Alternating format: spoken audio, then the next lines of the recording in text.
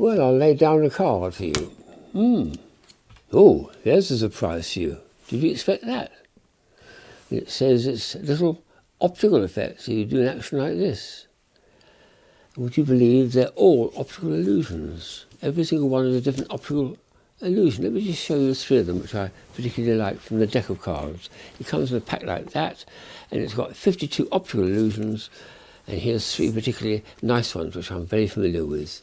For instance, if you read that, it says, I love Paris in the springtime, but it doesn't actually say that. It says, I love Paris in the springtime. You read it quickly, you miss out the second the. It's very cleverly done, that.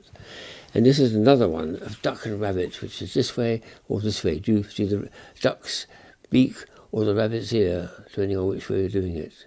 Very nicely done. And the last one, like the one I first showed, you just turn it round and it's called a spinning spiral. And all this way around like this. And then I do an action like this very, very slowly. Especially on camera, it works very nicely.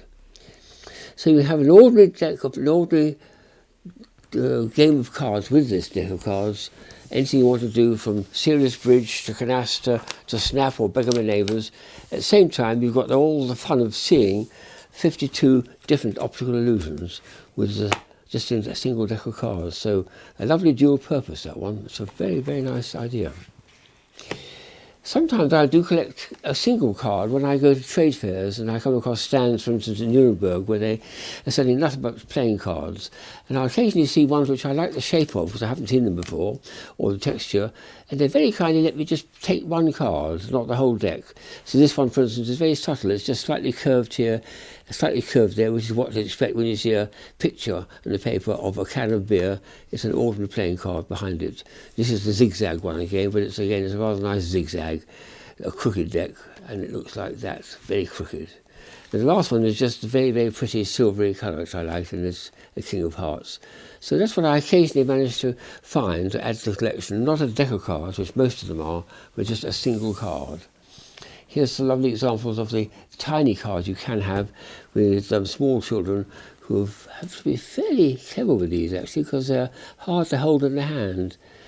But as a male, it's a little bit easier if you've got a very small hand to hold a very small deck like that in the hand. Or you can, if you're an adult, I suppose you can play with them and keep that in a pocket. It's so much lighter than an ordinary deck of cards. There's an even smaller deck, I think. Let's see what they look like. Some of these small packs of cards are very fiddly, but they sometimes have their use. So, and they're beautifully done. I mean, the Jack, Queen and King are just superb quality. I think it's the extremely high quality of artwork that's gone into these cards that makes them, very, to my mind, very collectible. I won't tidy them up any more than that. Here's a well-known character, this one here, which I think the Disney Corporation produced a few years ago, and it's called the Disney deck. What's interesting about this is it's only the court cards which are Disney characters, Jack, Queen and King, Donald Duck and so on. The other values of the cards are just ordinary ones all the way through. But again, Jack, Queen and King with the mouse, and when it comes to the Joker, which I must find a Joker, yes, it's Pluto, of course. Very nice deck of cards with just the court cards being nicely featured, you know, as well-known cartoons. A nice one, that. Then there's an extraordinary idea here, which is a card you don't play with like an ordinary deck of cards with values. It's an idea from Holland. It's, as this suggests, from the piano keyboard there, it's musical cards. And it's a series of, something like Beggar My Neighbour. When you're asking someone, have you got a so-and-so, you have to say, not have you got a so-and-so, but have you got a, and then you whistle or hum, or if you've got a piano nearby, play a little snatch of the tune.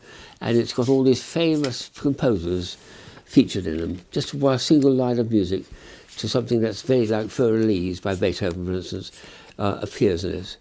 And it's a lovely way of getting children interested in music. At the same time, you can play with them as a simple card game for children to enjoy. So a very clever idea, that, especially if you get them to try and hum the tune rather than actually say the words. That's a good exercise.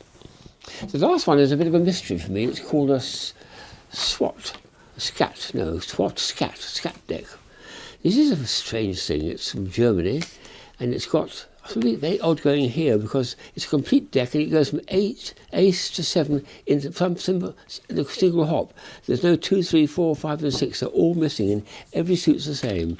And then it goes to 7, 8, 9, 10. They call that in German the jack and the queen and the king, whatever. And then every single deck is the same thing. There's no 2, 3, 4, 5, 6 all the way through.